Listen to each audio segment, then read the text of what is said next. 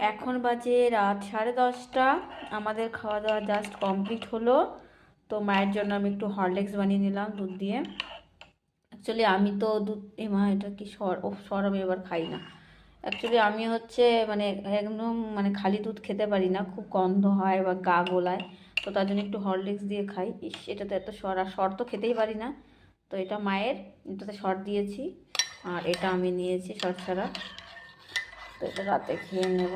দুধ একদম আমার পছন্দ না সত্যি কথা বলতে, শুধু জাস্ট জোর করে কোনো রকমভাবে গিলি একটু, তাও আবার হরলিক্স দিয়ে, যাতে গন্ধটা না হয়। আমার মতো কে কে আছো যে একদমই দুধ পছন্দ করো না, কমেন্টে জানিও কিন্তু। হ্যাঁ, তো চলো মাকে দিয়ে দিই। রেডি হয়ে গেছে দিদা, আর মা ওদিকে গল্প করছে ফোনে মাসিদের সঙ্গে। তো হচ্ছে মা, ও মা, ইস অন্ধকারে বসে কি করো, নাও তোমার হরলিক্স।